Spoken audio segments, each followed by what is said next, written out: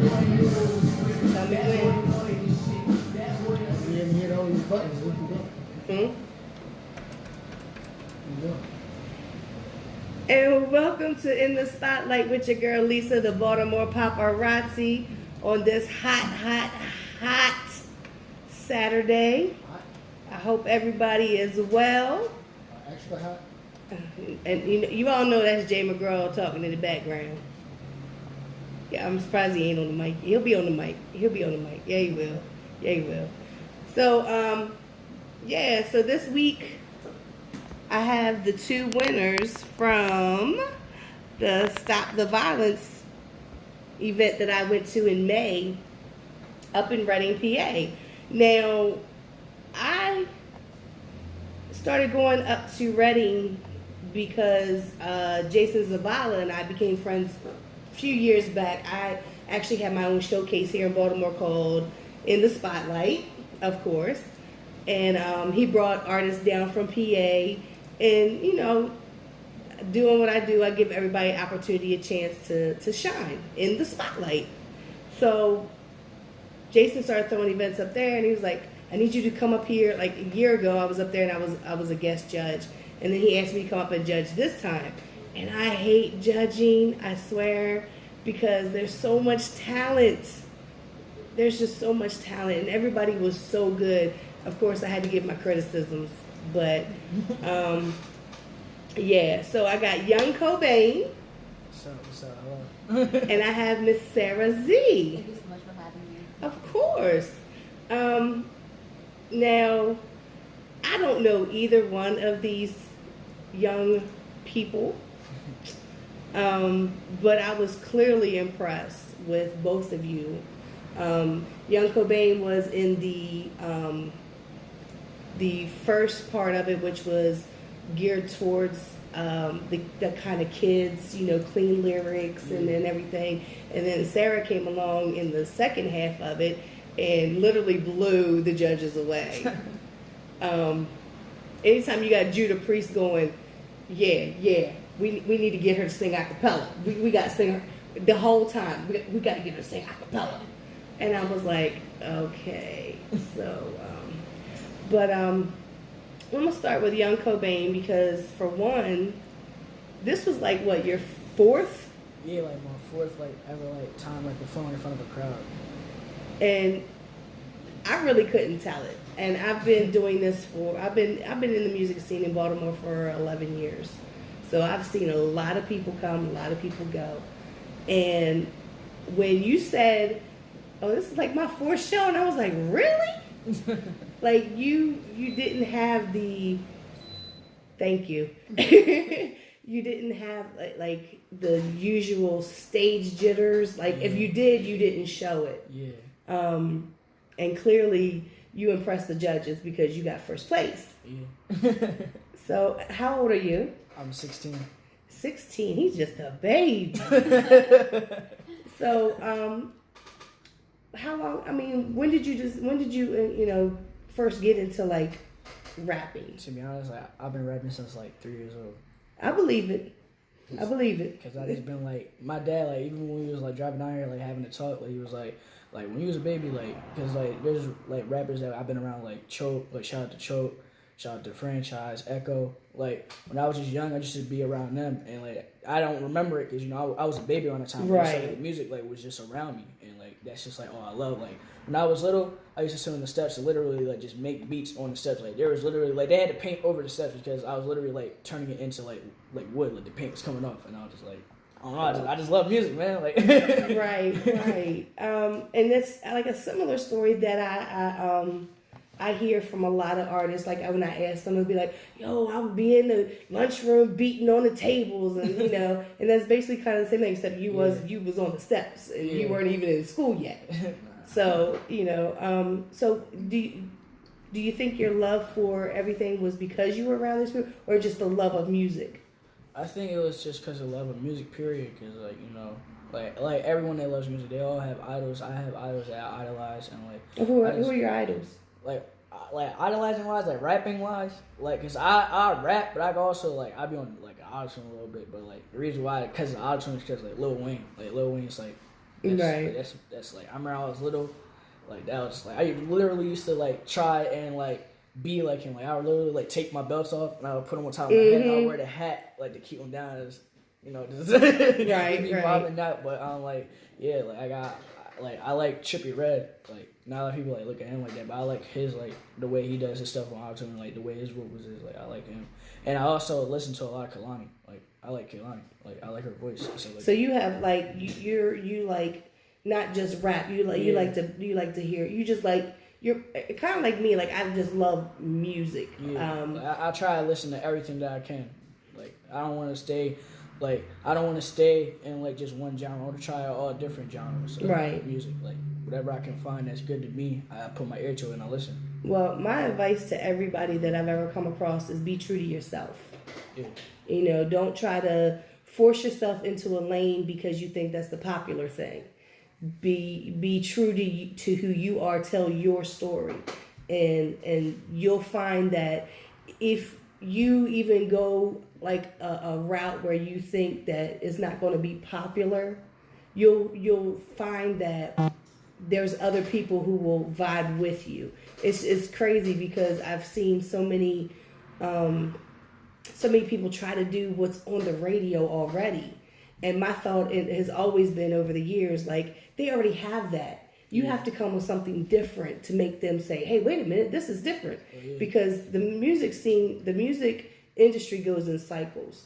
Just think back to when we had the boy bands. It was boy bands, and then they kind of faded away.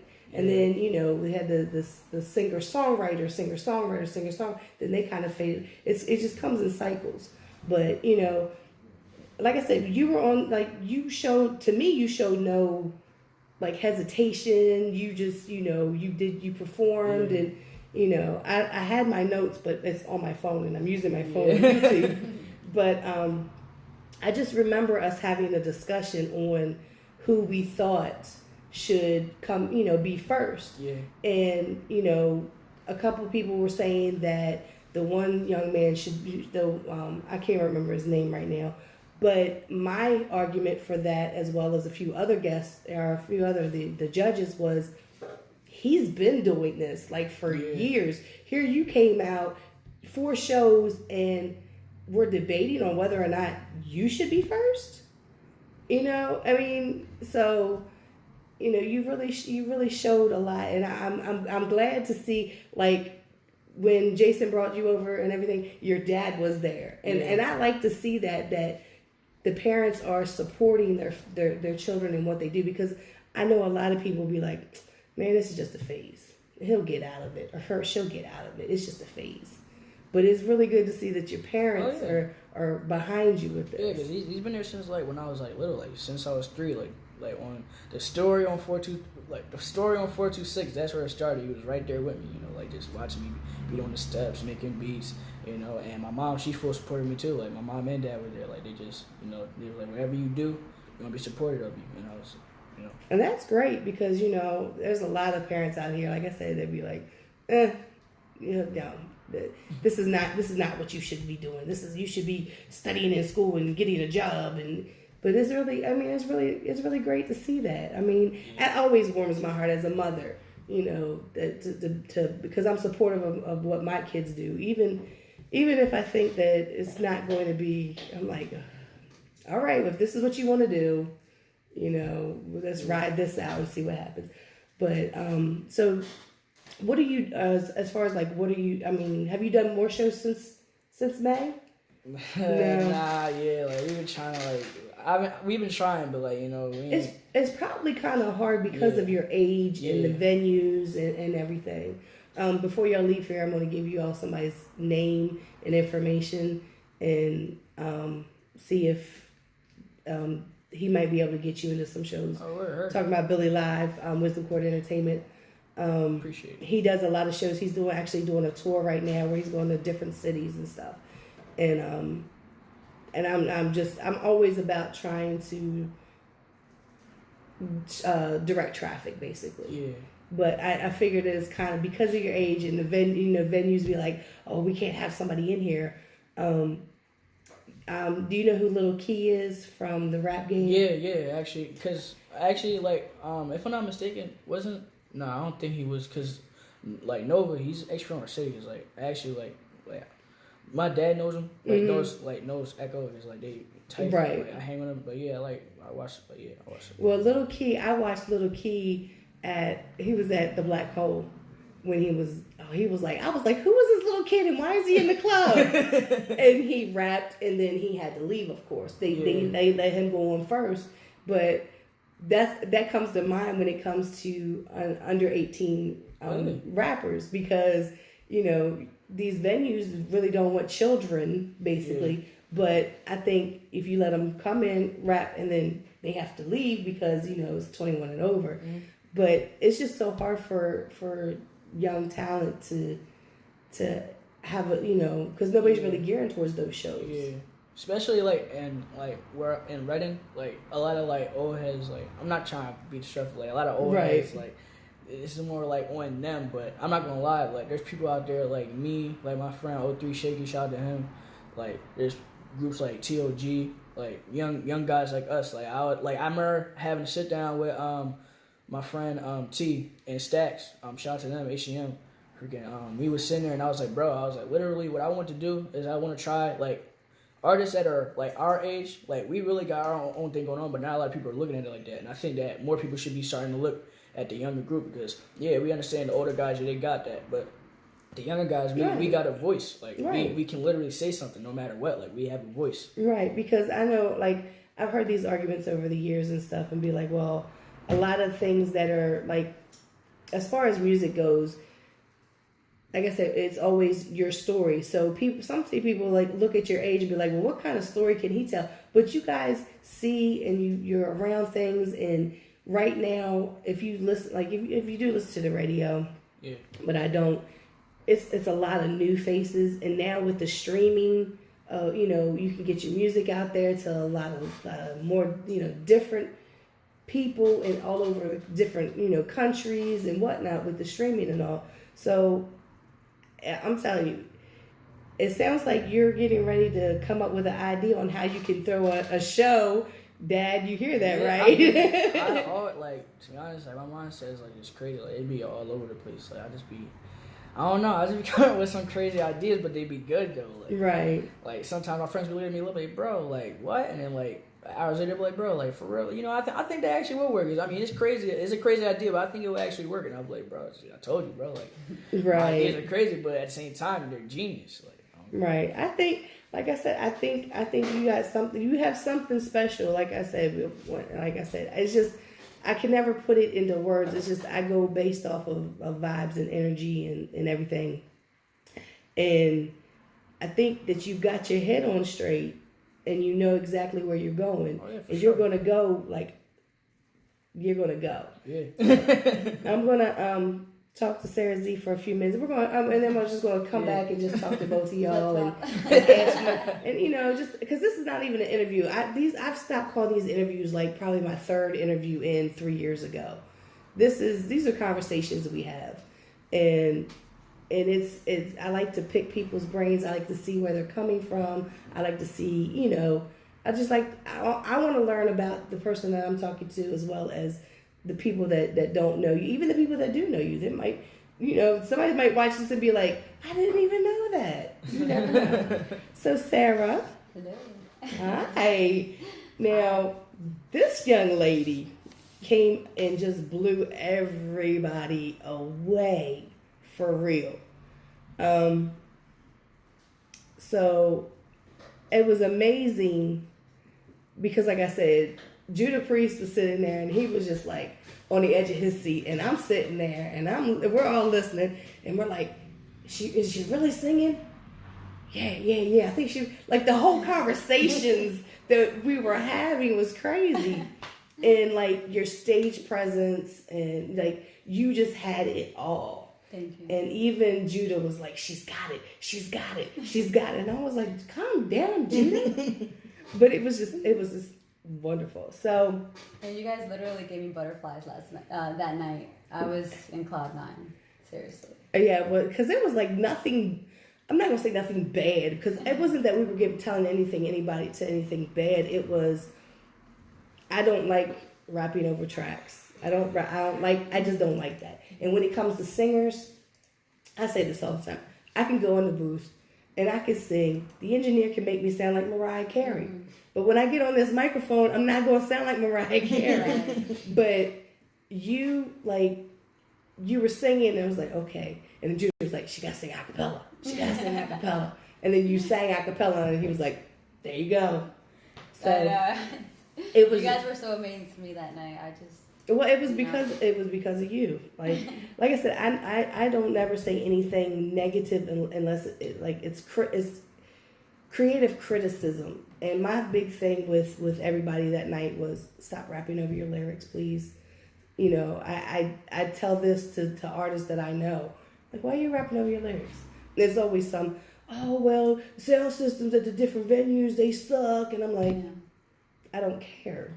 I want to hear you. I want to know that you know your words. Right. I want to hear like your breathing techniques, that you know when to breathe. When, you know, do you get out of breath? Is that what, you know, why?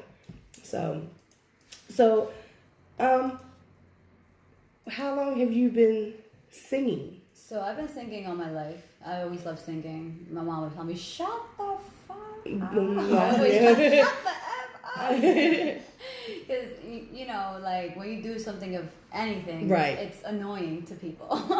Right. You know, so I've always been singing. Now, writing my own lyrics, I took it seriously, like, I want to say 17.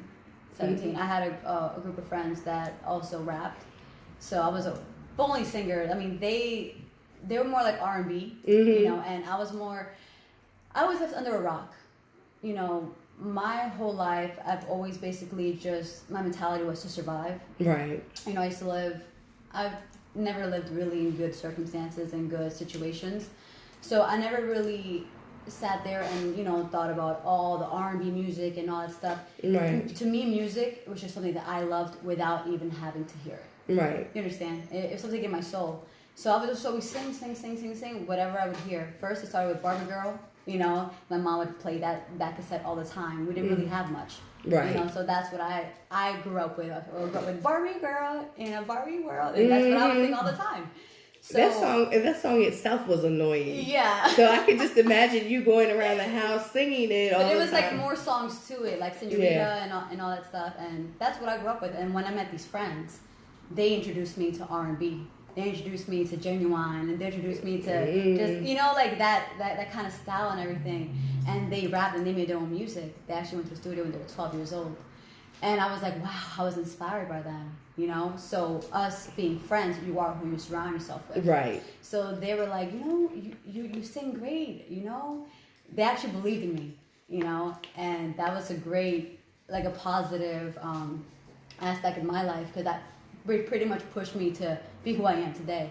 So we would share each other's lyrics, and they would tell me, you're good, but you need to find your sound. You need to find you.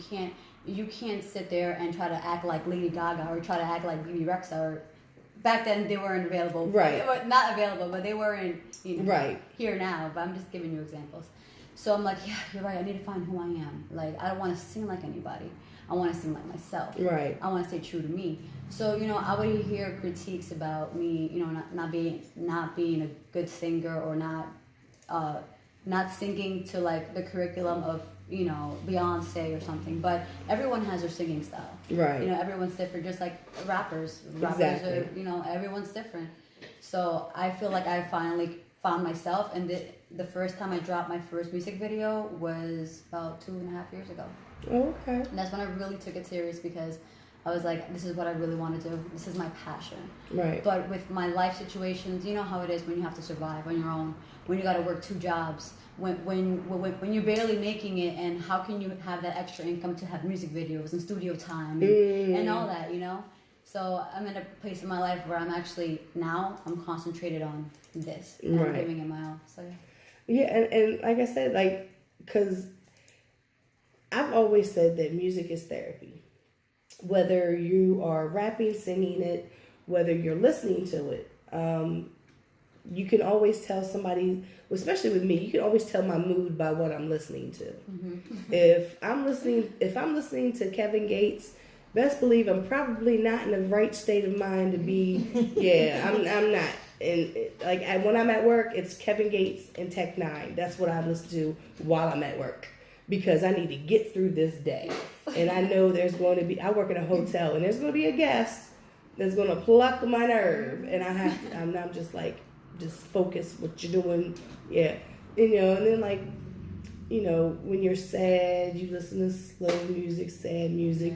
When you're happy, you listen to more upbeat stuff.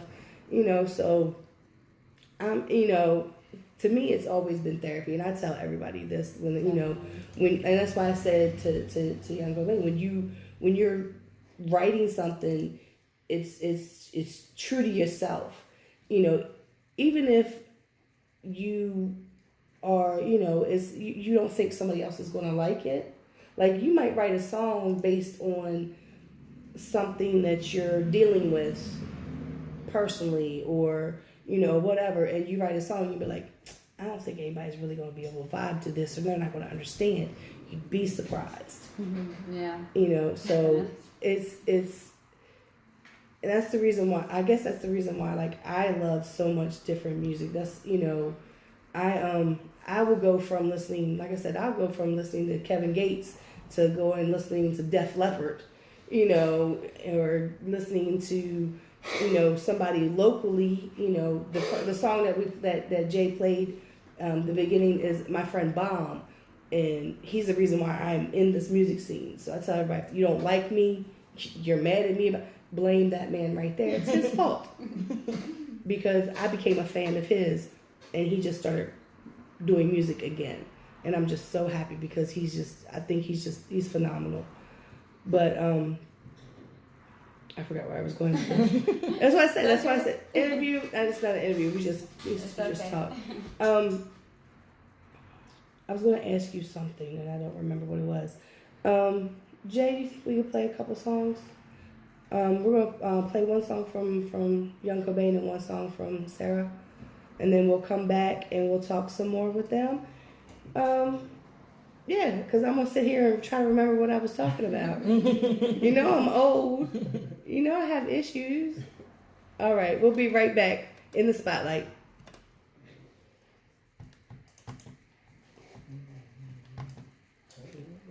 Can you get it? Okay. I got it. Jay had a hard day too. Yeah, I go like, I swear I have like adult ADD, and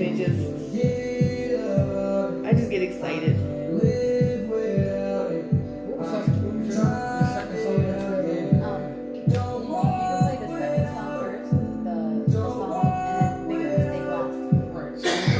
If the first one was,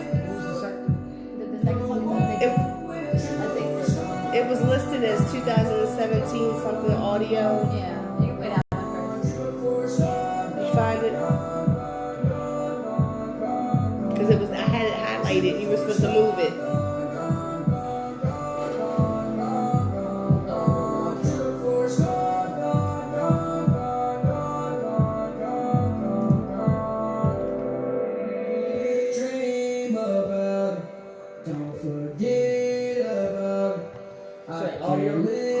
It was like 2017 something. It said audio. Don't walk without it. Don't walk without it. Don't walk without it. Don't walk without it.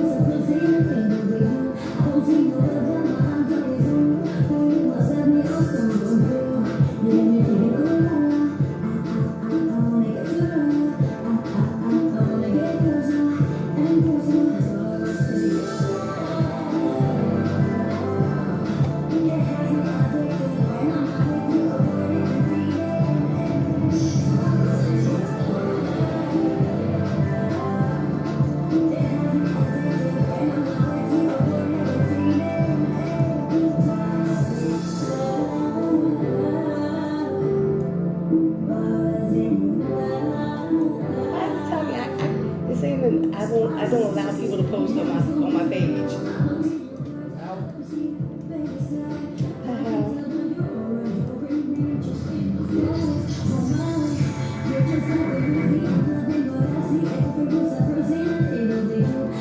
That's crazy.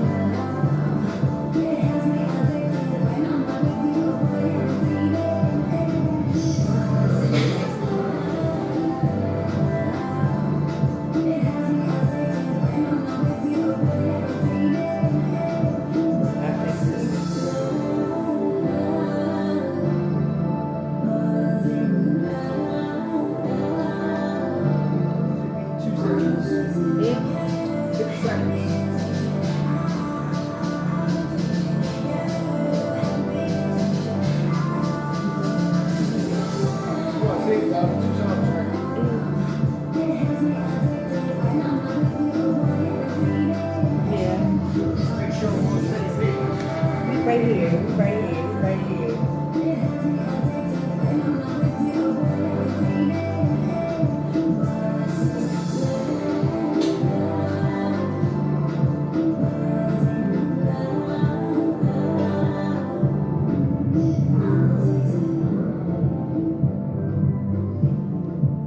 You over there chilling.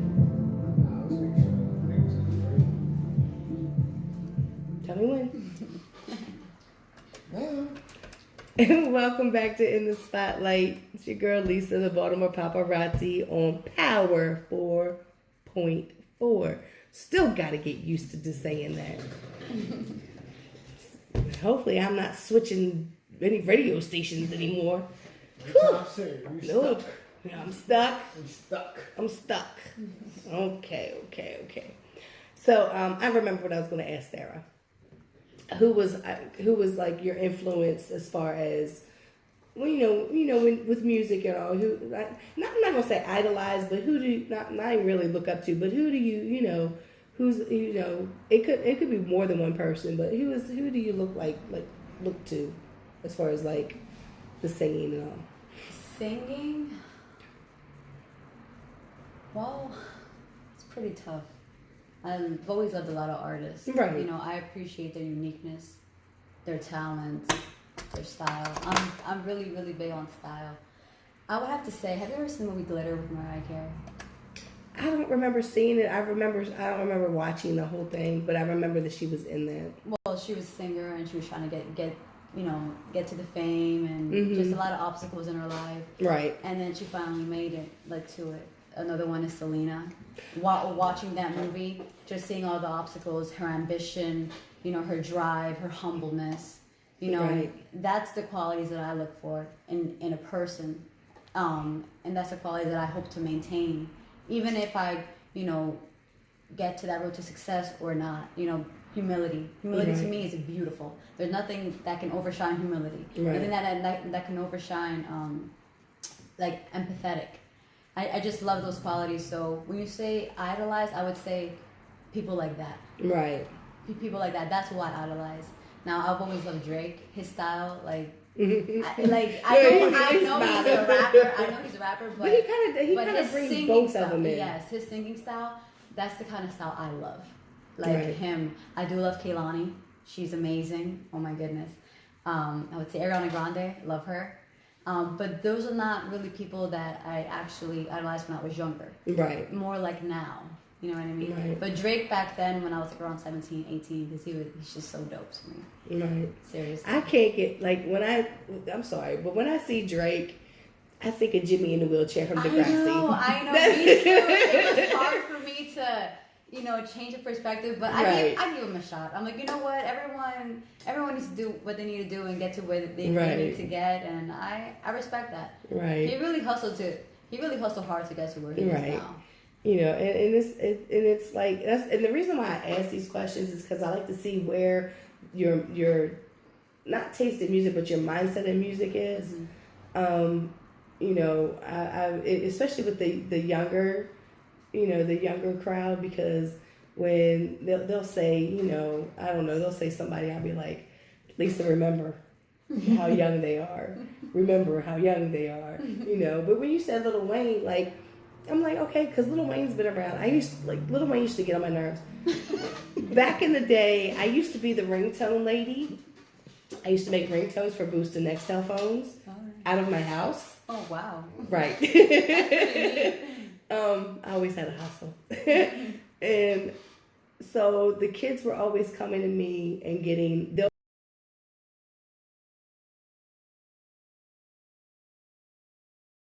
Lil Wayne, when he was putting out all those mixtapes. Well, you're talking about like dedication. The Louisiana, what was it? Louisiana. Oh, that one too. Like all those different mixtapes that he had, and they would come to me and be like, they wanted this, and it was between him, Bootsy, and Gucci Man. And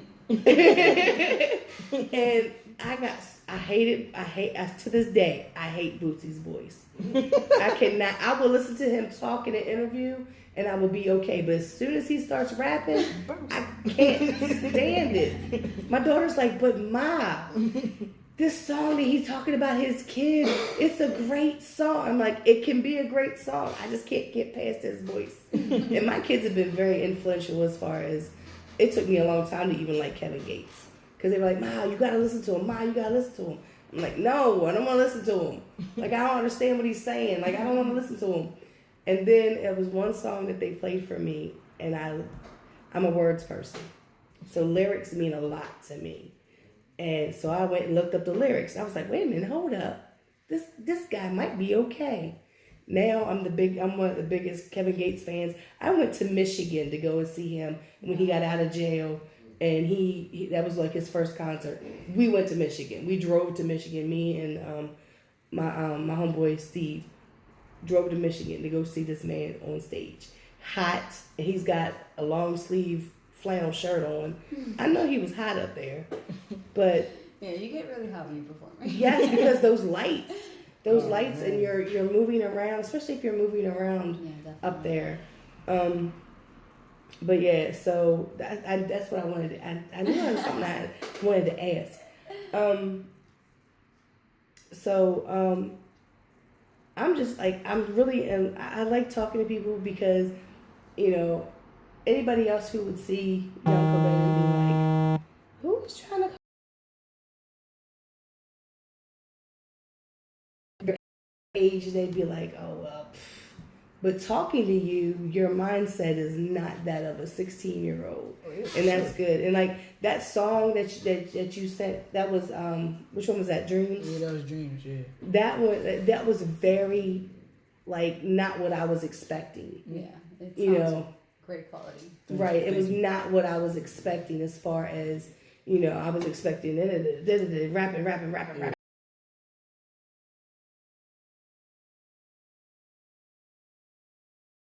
Like it was very well put together. Yeah, shout out to J-Rod. J-Rod did that thing, man. He put the works on that, man. Yeah, because, and it was just like, it's just a different vibe. It was just like, I don't know, I can't even, like, it was just so different that I just can't even put it into words. Yeah, I just try to be different because, like, a lot of kids are going to say, I'm not saying, like, cause I'm the type of person where I'm like, I respect what you like. If you like to like rap about trapping and stuff, like go ahead and do you that. Like I respect it. At the same time, I'm different, you know. Like I try and switch it up. Like I can be the guy to be on auto-tune, you know, and you know do whatever. But at the same time, like I can really rap. Like I can say some things that'll be like whoa, like you know, this kid can actually like he can say some things, he knows some things, like he can do it. Right. Because I told Jason because I was at Hard Body Radio for 2 years, before we shut down. And there you could do whatever, you cuss, carry on, didn't matter. It was just one of those radio stations. We were Hard Body Radio, we went hard body. Came here and I was like, y'all can't cuss, I need clean music. Jason was like, well, young Cobain has got clean music, that's not a problem. And I was like, okay, well tell your other guys.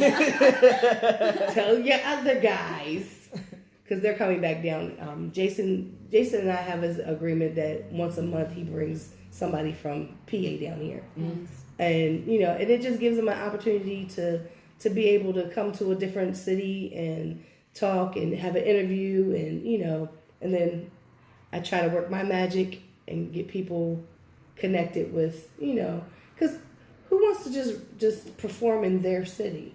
That's it. Expand. Yeah. And you'll get more love out of town anyway. Oh, Yeah, sure. so definitely. I actually do.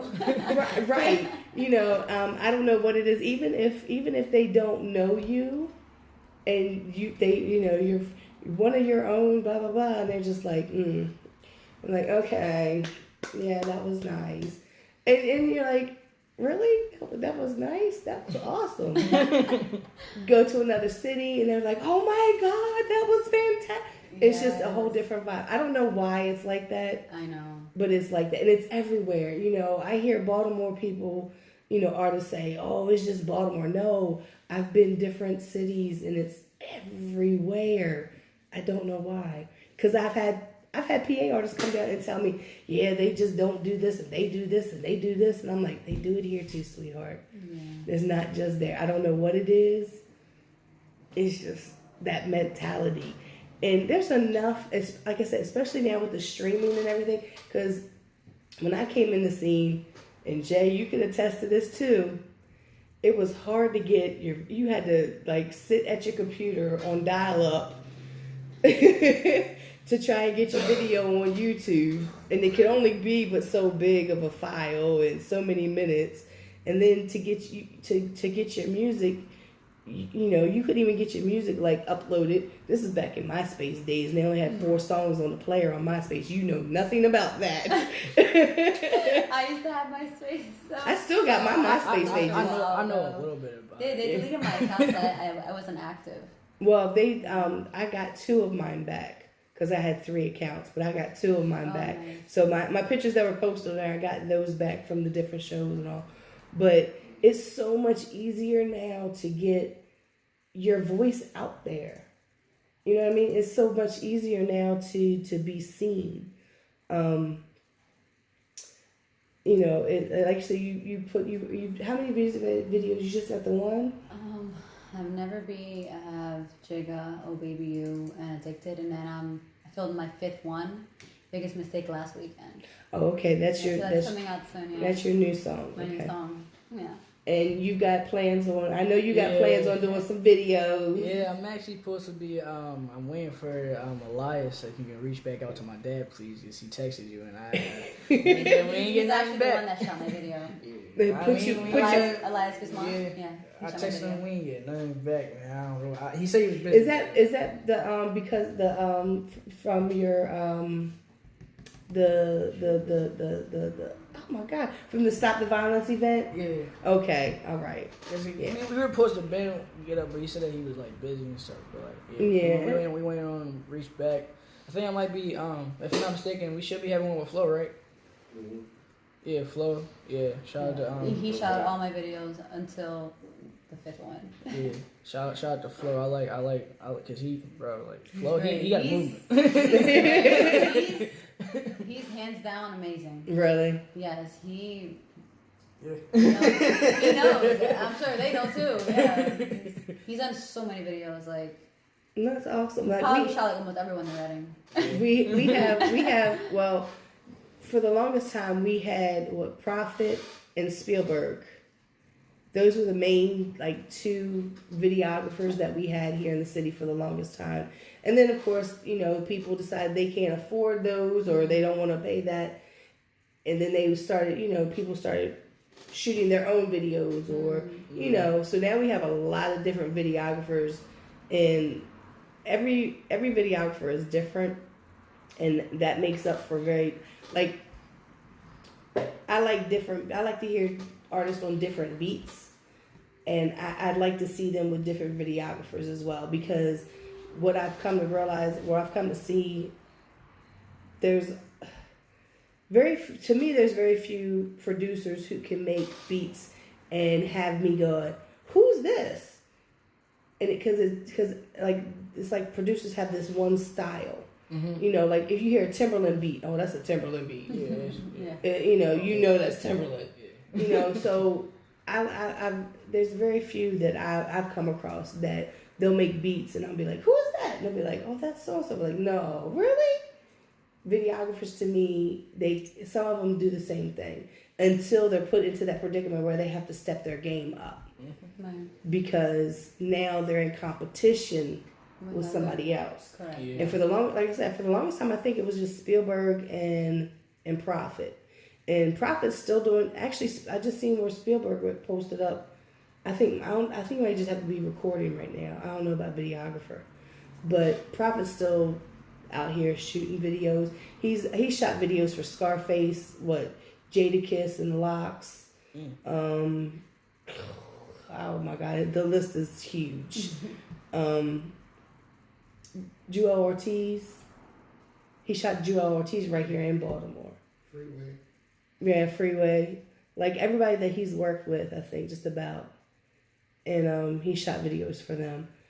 And then, like I said, we've got a lot of different like videographers. And when they come, and then I'm like, looking at videos, I'm like, who shot this? Really? Oh, okay.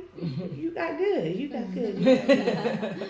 So, how big is Reading? Because I've only been to Alley. This is how big it is. Everyone knows everyone. Yeah, literally. And let's say I don't know him, but I'm pretty sure someone that I know knows him. Yeah, it's less. Do you have a brother named Willie? Yeah, I know. Exactly. Yeah, I know, So when I played know, which is my basketball. brother, knows him. That's about like I used to tell people, Baltimore has got over 600,000 people in it, and it's huge, but it's small at the same time. Yeah. Because you be talking about somebody and be like, wait a minute, hold up, you talking about? And they were like, yeah, oh yeah, I used to date his sister, and I used to really like everybody is pretty much the same. That's Reading. You know, and like I said, I've been to Alley Oop, and I stayed in the Econo Lodge, which I will never stay in the Econo Lodge there ever again. I will go 30 miles and stay at the Hilton. Yeah, I will never. I heard that little sound over there. So yeah, you know what I'm talking about. I got pictures of it. There's a DoubleTree on Penn Street. Yeah. It's really nice. Yeah, I work for Hilton. That's why I said it. Like at my discount, when I was going because I stayed up there because I was not driving 2 hours back, and I wasn't sure if I was going to be drinking that night. Yeah. So Jason had sent me, so I could get a room. No, never again. Never again. Because my discount, like my discount room was like 30 miles away. I said, well, I'm driving 30 miles. I must drive home. Yeah, next time I will drive the 30 miles and stay. I woke up, the TV, I could turn the volume up and down, couldn't change the channel. Oh my God. The channel was stuck on the ID channel. I wake up at 4 o'clock in the morning and it's talking about murders in hotels. Oh my gosh. That was my pleasant experience. That just gave me an American Horror Story moment where I'm telling you. So yeah, I really enjoy coming up there. I like seeing new faces. I like seeing new talent. I've made some good friends with Jason and Campaign and Jay Smooth, and Jalen, who was a judge as well. I met her last year. It was like one of her first performances, and she had performed at the Autism Speaks event. So I really enjoy seeing new artists and new faces, and I love the variety. Like when you came on stage and you started singing, I was like, yes, thank you. A singer. Yes, because it's very rare that you get that. I mean, everybody is like, everybody rocks. So I don't know how it is up there. I know here, like when when I first started, like I said, 11 years ago, coming to shows and whatnot, it was like, there was the rappers, it was people, there was a couple of singers, but then all of a sudden one day, everybody rapped. It's like, I can throw a stone and I'm going to hit somebody who raps, and it's and is that kind of like how it feels in Reading as well, or It feels that way. Yeah. It feels that way. like everybody, I can name singers in my hand. right? Yeah. What about you? Because I can name rappers like I mean you Nothing. said because most of your friends all like I'm in a group Finesse Kings like all of us rap we all rap like I'm probably me and my brother are probably like the only ones probably in the group that like do like the auto tune thing, but they don't really mess with it like that like right. because I remember one time shout out my cousin Ars D. I was hanging with him. He was listening to my music, and like he was like, "Bro, he was like, this sounds so good." He was like, "You better start making." He said, "You better start making me mess with the auto tune." And I was like, Auto tune is not for everybody. Yeah. It's not for everybody. Oh, it's not. Not everybody can be T-Pain. I remember when T-Pain came out with yeah. when he came out with the auto tune, and everybody was like, "Oh my God, this is what he did when that," and then the next thing you know, It was a thing, yeah. So I liked it. I liked it. and like I said, like when you used it was on the song, it worked well. Yeah. It was like I was like okay, and like I said, so where do you get your beats? Well, or do you have somebody that's in your little conglomerate that makes beats? I know J-Rod, like I can you can actually follow him on YouTube. Music is Passion. He be making beats on there. Like, he got some cool beats. And there's Franchise. Who else? I know a couple producers. I know like those are the only two that I've like probably went to and got beats from. Besides, Choke, Six with No Problem. He makes beats. There's a couple of producers like Stacks, like out of my hand. Like those are like the only ones probably I know. Like I know there's a couple. I know there's more producers out there in Reading, but like those are like the only ones I know. Yeah, right. I've heard. And I have to keep trying to remember that he's only 16, and he's working on his craft as far as he's not like, well, I got like 3 mixtapes and 5 albums already. It takes time. Especially in Reading, it's like, man, like I remember like this person knows who he is, but like I remember I was going to the studio and like he said for the songs he wanted me to do 2 songs, and it was like. I think he said like 300 for like 2 songs. Oh my goodness! And I was like, man, how many hours you gonna be in the studio? I don't even know. And then the crazy thing is, he went to my cousin, and my cousin he said he wanted 2 songs, and his price was like more shorter than mine. He said like 2 for $70 or something like that. And I was like, you serious, bro? And Choke, like I remember he called me. He was like, bro, this man's raping you for your pockets, man. Like for real. Like, and that's why I want my own stuff. Like I mean, I understand. Right. Like, I respect your hustle, bro. Like don't get it twisted. Like I respect it, but like at the same time, like. Right. I'm only 16, bro. Like you can't be like 300 for like just like 2 songs. Like that's when you need to take your dad up in there. I bet you that them numbers will change real quick. I'm telling you. I meant 2 for 30. Yeah. I'm sorry. The other zero. I don't know where the other zero came from. I don't know. I was just I'm giving you a break. I'm giving you like the discount. Like, yeah, because I've like. What I've seen, and I've seen it because I've been to multiple studios, and anybody that I've been in the studio with, I don't like yes men for one.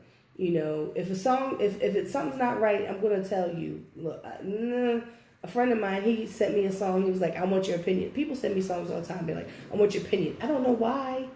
Don't ask me for my opinion because you're not probably gonna like it. But. And I told him, I said, you sound like you're trying to rush the words in there. Like you're trying to make it fit. Almost like you're trying, like you wrote this song and now you're trying to make it fit the beat. I said, you need to take some words out. I said, but that's just my opinion. This is entirely up to you, what you want to do. Mm-hmm. And he was like, well, thank you for saying. Like, I'm never a yes man. Mm-hmm. Me and Jay have been friends for 11 years. Jay is not only co-owner of Power 4.4, but he's also has his own record label. He's also an artist. He also is what? I don't know what else. There's a long list of everything. Photography. Oh yeah, he does photography. He does photography as well. Model agency. Huh? Oh yeah, Clothing line. Caution Models. He's got a clothing line. So he had like we've seen a lot of things that have happened in everything that over the years and whatnot. And one thing that I've seen personally is people trying to, like, if you go into the studio and you're there recording, I expect the engineer to say, no, you need to do that again. Mm-hmm. Not, okay, because he just wants to get paid. Yeah. Right. You know, because at the end of the day, when somebody says, where did you record this at? You're going to say, I recorded it over here at so-and-so's. That's your reputation. Yeah. So I've seen work done. My ex is a rapper, and he let me hear a song, and he was like, he said, I got on this song with somebody, let me, listen to it. So I'm listening, the guy is like, everything sounds good, like everything is just perfect, I don't even think it was mixed down. And then when my ex's verse came up, I was like, what in the world? Like, no, it's like totally different. Like, what and he wants to put this song out like this? Like, I just don't, for me, it's my reputation. My name is the Baltimore Paparazzi. I don't want to put any photos out there that are not, I don't feel good about. Mm-hmm. A lot of times some slip through because I get tired. I've taken too many pictures and I push them through and be like, well, whatever. But, but, I've seen that, trying to get over on people.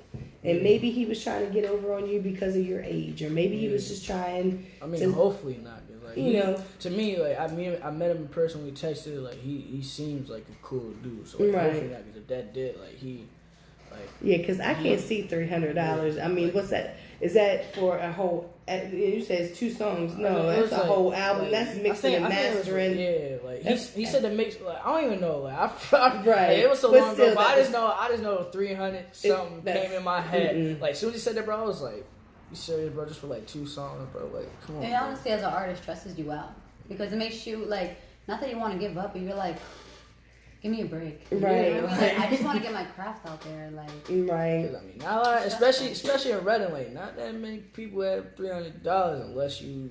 Hey, right. Unless you, unless you, hey, man. But, not that many people got that type of money like that. Like, sometimes these prices will be, they're just ridiculous.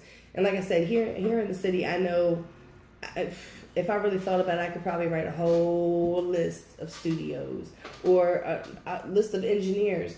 And these are people that have perfected their craft and they're really, really good, And then there's some people that, because they don't want to pay those prices, they do go get their own equipment and they do teach themselves how to do stuff. And then that's how you end up with so many places to be able to record at. Or even like the same thing with photography, videography, making beats, the same thing. Like people they don't want to pay that price, they don't want to pay that cost because whether it's because they just don't want to pay it or they just don't have the money. So they figure out a way to be able to circumvent everything else. And like, there's people out there. Like I remember, like I don't know if this goes on, but now like in my city, trust is like trust is like a lack of things. It's like Jared, like I remember there's a couple times where I didn't have the money for studio session, and he was like, just bring it back to me whenever you have it. And I remember next week I brought that money to him. Like, I gave that money to him. I was like, bro, you can trust me, bro. Like I'm not. There's a lot of people out there like, oh, I got you, bro. And you see them like probably like 3 months after, and bro, what happened with the things? Like just dodge you. Like they basically like finesse you, and like I'm not gonna do that.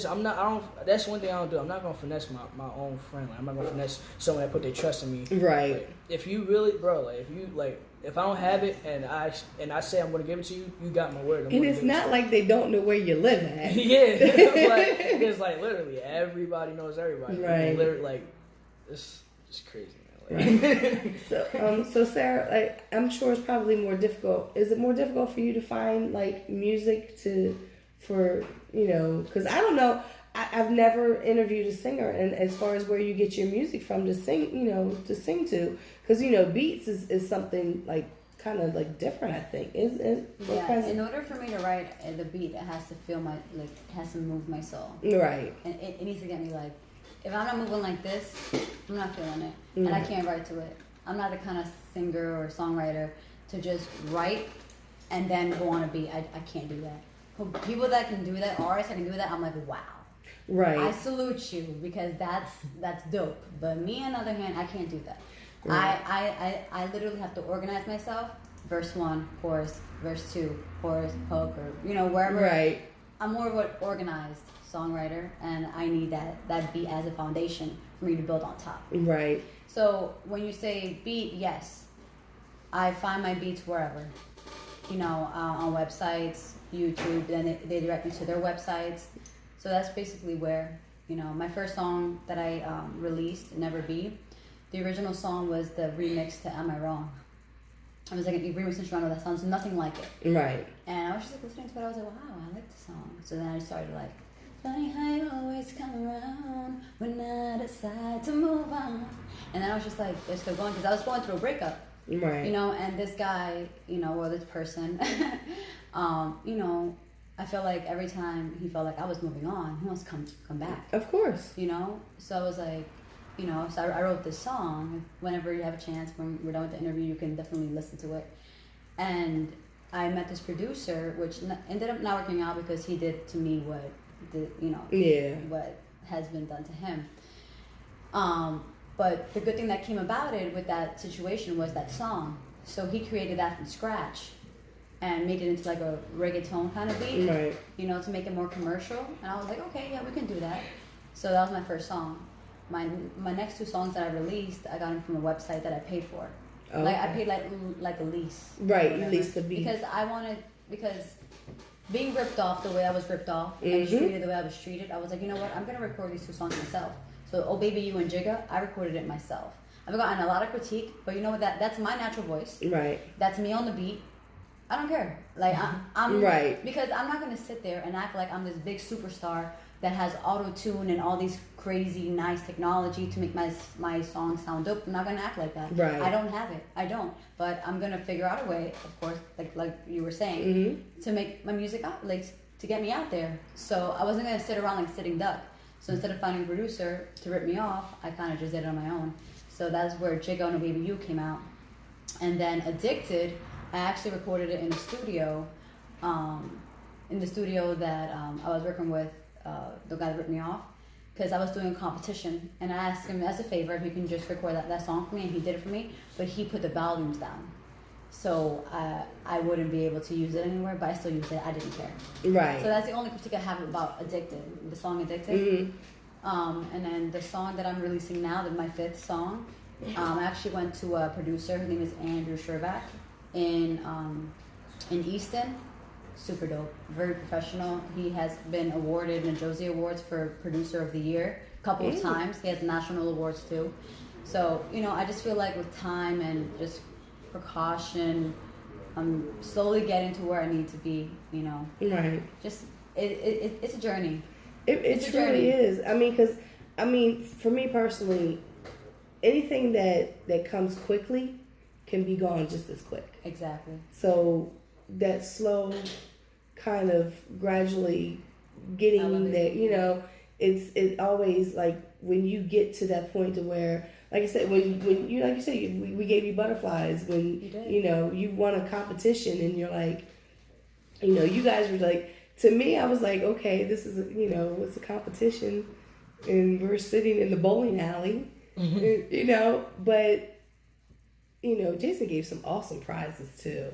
I mean, those that trophy, right. you got to see the trophy. Yeah. Beautiful. Oh my gosh. That's the first trophy I've ever gotten, and I treated it like it was a Grammy. Right. Like, seriously, because I'm very, very I feel very fortunate from where I used to be. Right. Until now. You know what I mean? Like, to me, humility is the biggest thing. I don't care. Right. Like, I don't care what anyone else thinks. To me, that's the best thing I've gotten. Right. Like, having so much happen and all that hard work from when I was like 17 until now, it's like I'm finally getting noticed. I'm finally getting recognized. Like, thank you. This feels great.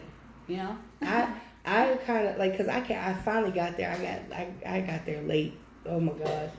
And so I didn't get to see because there was like only three of you, three in your class or whatever you want to call it, and I didn't get to see the first one. And when they told me, they were like, I said there was like they did one song.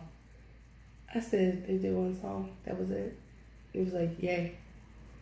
I said there's three of them. They did one song. It was like yay. It's like okay. Oh yeah, and shout out to them too. I for Lil Catchy, Young Prince, and I forgot the other one's name, but like they even though they did one song, like I still respected they went up there. Like I actually talked to them, like cause they lived near my best friend's house. I would go like past my house and I would see Prince on the porch, and I always give him dap, say what's up, see how he doing stuff. So shout out to him because he got some stuff on the way. Like he's progressing. I was mad because I missed them, but like when it comes to a comedy, like I said, I hate judging. Oh my god, because for one, I'm not from there, so I have a very like, and I'm unbiased anyway. The autism speaks one.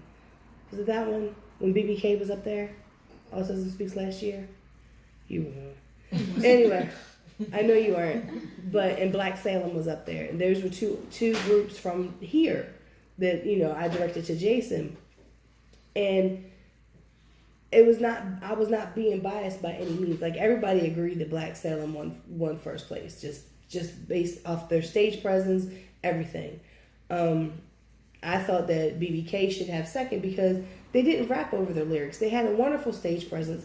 Everybody was vibing to them. When you looked at the crowd, they were vibing with them. They had everything that I thought we were supposed to be looking for.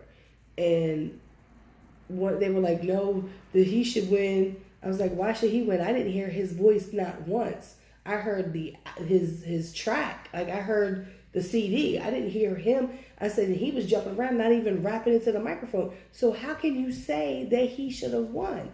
But I was outvoted. Mm-hmm. But I'm just like, when it comes, like I'm unbiased when it comes to, especially with competitions, because just because you're my friend doesn't mean that I'm going to say, hey, you should win. No. It has to be based on whatever the criteria is. Right. Basically, everybody's there working hard as you. So yeah. Like I said, in your case, yes, the other guy, he was really, really good. Oh yeah, for sure. Really good. Bro, I really thought he won it. Like I was like, yeah, he got that in the bag. And if they had listened to whoever was saying he should win, and I said, how old is he? And they was like, he's 19. I said, and why is he doing this part of it? And they just looked at me. I was like, and how long has he been doing this? That's crazy. That's why I asked him. I said, how long you been doing this? That's crazy. I didn't even know he was 19. Like, mm-hmm. I thought, I asked him because that's the reason why I asked questions.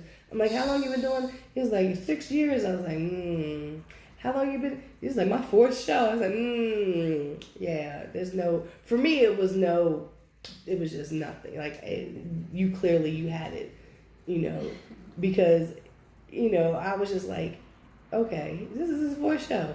That's it. All right.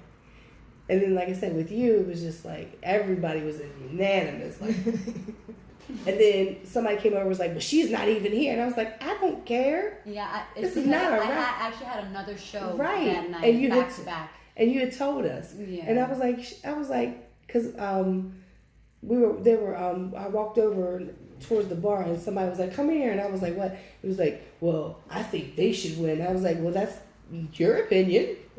Okay. You're not a judge, but okay. And he just looked at me, and I'm not to be intimidated. I'm too old for that. I'm old enough to be everybody's mother in here. So don't even go there with me. Right. But, it was like, well, and then somebody was like, oh, well, she shouldn't win because, I'm like, why does your opinion even matter? You're not a judge. You were a judge last time and you left. Mm. So, okay. And I'm just looking like, oh, okay, that's nice. He was like, well, Jason was like, well, they think that she shouldn't win because she's not here. I said, I don't give a... Yeah, I told Jason. And you told us too. Everything. I told you guys, I was like, hey guys, I really have to go. I have another show. I'm so sorry.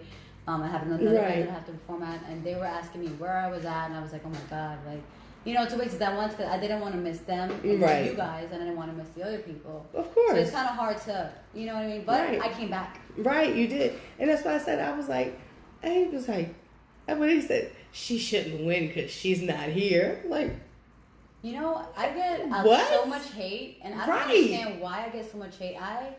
Like, the way you treat me is how I treat you. You know what I mean? Like, what you give is what you get from me. I So if think you treat they me just- nice, I'm going to treat you nice. I But think they just wanted their homeboy to win or something. And I was like, that's not how I roll, so I don't care. And I was it's so cool blunt though. about It's cool it. though. It's only going to get me to keep pushing. Right. harder. You know, it's fine. Right. And for, like I said, for me, like I said, I don't know either one of you. I was just basing it off of your performance and, you know, and everything. So, like I said, when the one guy was like, "Oh, I think they should win," I was like, "Well, that's a nice opinion. That's your opinion. That's nice." And he just looked at me and was like, "What? What?" Yeah, and that's Jay can attest to that. That's how I am anyway. I don't back down from, you know, I don't care what anybody says. And the thing I noticed when I was performing, because like it literally said like stop the violence, and like Right. Yeah. I think I was the only one, like I probably was the only one there that had like songs that was talking about stopping. Right, because some, And I'm going to lie, you were. because somebody, I think one of the judges said that. So next time when you're at a stop the violence event, maybe you should have something that says stop the violence. And I was like, you have a point. You do have a point there. So, yeah. So, are you working on a project, or is that Yes, just something that you're... I am working on a project. It should be coming out like I don't know. It's a surprise, but it's gonna come out soon. Is it a mixtape where it's like industry beats? Do you rap over industry beats? Yeah, I do a little like some industry beats, but like the songs that I got, like I was with Jared, and we basically like I know a little bit about like how to make beats in the studio because my uncle franchise. So basically, me and him went half on the beats. So like I basically made the beats. Oh, and okay. he, like, formed So it it's together. basically like originals. Yeah. See, now that makes me happy because not only do I not like rapping over lyrics when you're performing, I don't like for somebody to keep putting out projects with industry beats because guess what? You can't sell that. You can't sell it. You can't make money off of that. Right. And then what are you doing? It's cool to like do some industry beats to kind of like Promote yourself, yeah. you know, get yourself, you know, almost like not really like practice, but to get yourself going or whatever. Mm-hmm. But when it comes to a project, like I know people that constantly they're making projects and making songs and they can't do anything with them. It's like, you know, what is your purpose? Your purpose for being a rapper is what? You want to end up making money, don't you? You can't make money off of industry beats that. Yeah. I mean, you could try, but you don't. They're going get to sued. But They like a gonna remix. They're going to send you a nice little letter, or what they're going to do is if you do get any money, it's going to be on there where they took their portion of that money. Right.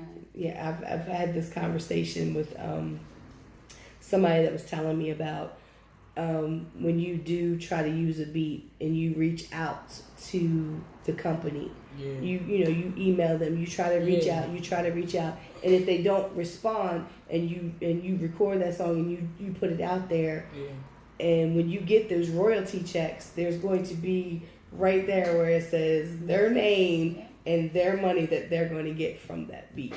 You know, that's why. But I told you, you got your head on straight. I like this. Yeah, I'm just different because like I'm not saying there's nothing wrong with rapping on YouTube beats, but the thing that I do is like when I rap on like YouTube beats, I always add like I don't care like if you're I don't care if you're not looked at and shit like that. Like me, I try to bring everyone up. So because rappers they'll like rap on YouTube beat and they won't put the guy that like made the beat. Me, right. I make sure I add you. Like I make sure your credit is given because it's non-profit. Like they say, always make sure you give the producer his credit. If you don't, right, there's gonna be that little email in your inbox talking about some but yeah, I always make sure I give the producer his credit because that was his beat.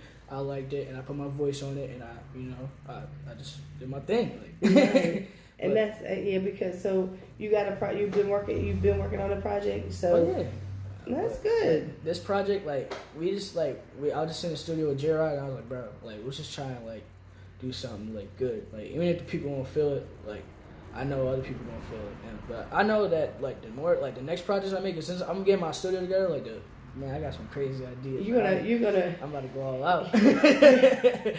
you're gonna have so many songs. You'll be like, I'm gonna put this project out. I got about 500 songs I can choose from. She's like, that's all I want to do. Like, people like, why y'all out there chasing the girls, man? I'm out here just writing these songs. You're chasing my dreams, writing these songs, man. Right, because girls will come. Trust me. But Later. But the thing with me, I don't want a girl. I want a young lady with like a right mindset. It's like girls, they're girls, little girls. I want a young lady like that represents herself. That's not on no little girl stuff. Like. Right. Great head on your shoulders. See? I'm proud of you. Kudos to mom and dad, because I know exactly where this is coming from. Mom and dad. But my dad over there asleep.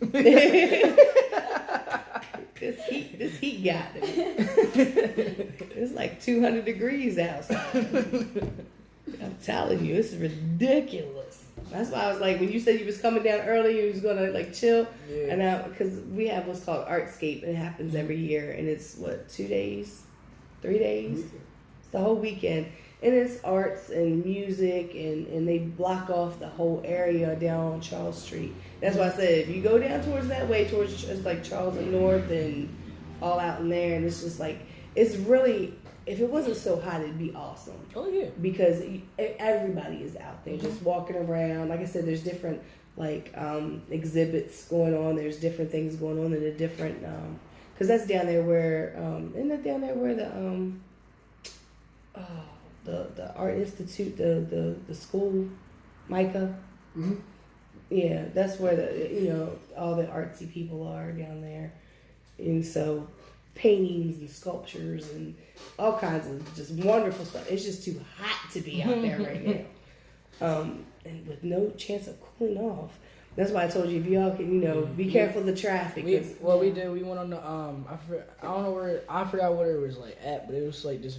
It's like the golf course, like the where you play like golf at. Like it's like playing golf. Like it was like some little thing. They had laser tag in there.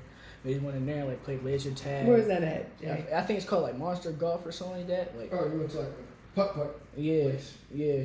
I don't know where that's at. I live here and don't even know where that is. I don't do any of the tourist things. I don't even do the tourist. Like, I've lived in Baltimore since 2003. I've been coming here since 2000.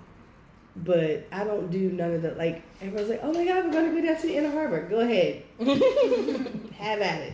Oh, we're going to go to the aquarium. Go ahead. I ain't been to the aquarium since I was in, like, elementary, middle school. Go ahead and do all that. All the tourist stuff, I really want to get to the museums because we have some wonderful, beautiful museums here.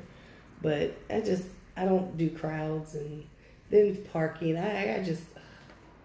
I'm just such an old lady when it comes to that kind of stuff. I'm like, do I got to go downtown? Do I got to go down to Pratt Street? No, thank you. It's just traffic.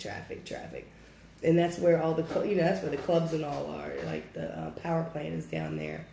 And yeah, I hate going down there when they have shows. I have to go to, like, I got to go to Soundstage. I hate it. But I'm sure it's probably a lot different than Reading. Yeah. Being here. Yeah. Sarah, you just came straight here. Yeah, I came straight here, yeah. Yeah, so you didn't get to go and venture out in our wonderful Yeah, it looks different already. Yeah, I could take you someplace and you'd be like, can we not be here? That's what I told I told what was it? Some of the people that I grew up with, because I grew up on the Eastern Shore of Maryland, and like I had a cornfield next to my house most of my life. Very, very small town. Like I could draw it on a piece of paper. And they were talking about some stuff like like Baltimore City or whatever. And a lot of them, the only thing they know is like the ball field, the football field in the Inner Harbor. They've never experienced anywhere else. And I'm like, I could take you to some places. I probably would never come back to Baltimore though. Yeah. So, my throat. I hate being sick. So Sarah, are you working? Like I know you're dropping A new song, yes. Have you I dropped haven't dropped it yet, so when you guys play, everyone will Oh, hear it. we got exclusive. Yeah, I have Jay. a little mini, like probably like 30-second clip of my second verse on my Instagram page, but that's it. No one has heard the full song, so Have you biggest gotten, mistake. Have you gotten good reviews from that little 30-second clip? Yeah, people can't wait to hear it. So Well, that's I'm good excited. promotion. It's a little different because it's more.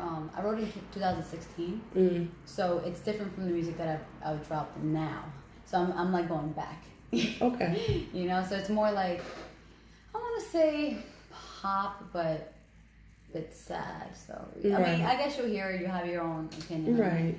And everybody hears stuff, and I can hear, like I can listen to the song and I'll feel this way.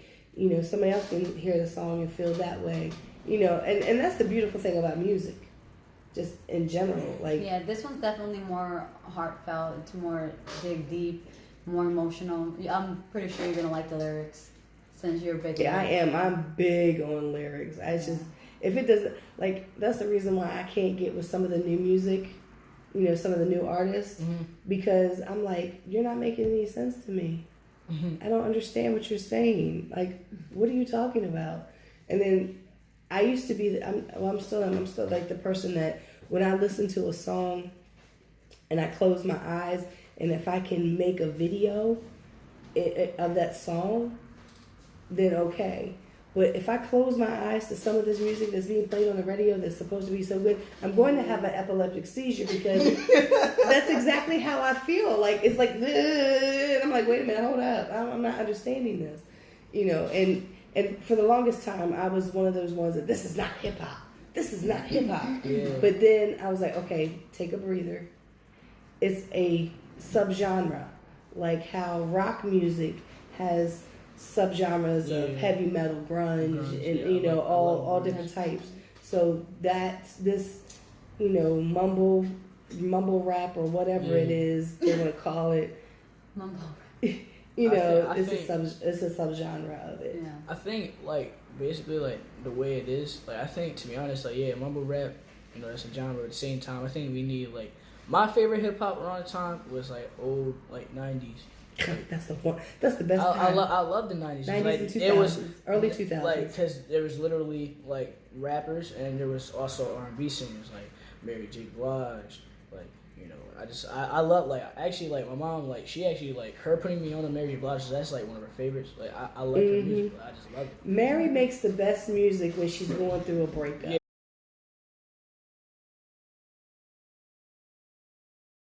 When she's happy, it's okay music, but it's not that hard hitting. But when she's like, when her and her husband broke up, great music again. That's just what she's geared. Her album that she came out with. And then, like I said, she's, you know, she's one of those artists that has I love artists that stand the test of time. You know, a lot of these artists that are out now, they, you know, everybody's like, well, they've got a hit, and I'm like, I understand that, but how long are they going to be here? Yeah. And now the mentality is, oh, it doesn't matter because they're making their money, and I'm like, and they're spending their money. Spending their money on stupid stuff. Yeah, like, no. You know, look at That will not be me. I call them the Skittles kids. I call them the Skittles kids. 6ix9ine? 6ix9ine, Lil Pump, all of them with the Skittles. You know, look at all the stuff that, you know. Everybody's like, oh, I could not listen to nothing that's Tekashi 6ix9ine. I tried. I actually like some of his music. TikTok. I really like that song. I like the song that he did with Tory Lanez. Yeah. That song is dope. I tried to listen to him. I was at a birthday party or something. Yeah, it was a birthday party, and I was hired to take pictures, and they had watching YouTube videos on the big screen, and the song came on, and I'm like, okay, stop talking about this kid and just listen. And I'm sitting there and I'm like, Yeah. no, I can't.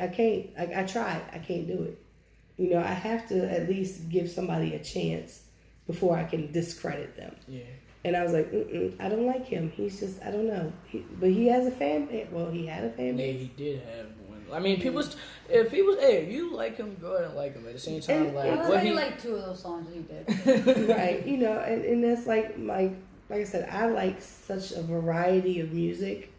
Like I said, you get in my car and I will be listening to the 90s, 2000s hip hop, and then it'll switch to, you know, Eminem. Like the Eminem and Logic song, I like it.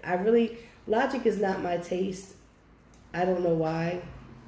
But that song and the one that he has with Joyner Lucas. Yeah, bro. A lot of people be sleeping on both of them, like just them together. Like a lot of people sleep on them because like they look at people like, you know, like mumble rappers. Like they look at people like Blueface. Like, yeah, Blueface. I'm not gonna lie. Like some of his lyrics, they actually are creative, but like you can't sit here and say that they are more better than Logic and Joyner Lucas. Like these guys, it's like if they can do like slow rap, but they also got like they're like little M&Ms. Like for real, like they're literally little M&Ms. Like Eminem birthed these guys. Like from J. Cole, Kendrick Lamar, like he birthed them. Like like they're really like, to me, like they're literally like the last we got, to be honest. Cause like there's a lot of rappers out here these days that don't really like.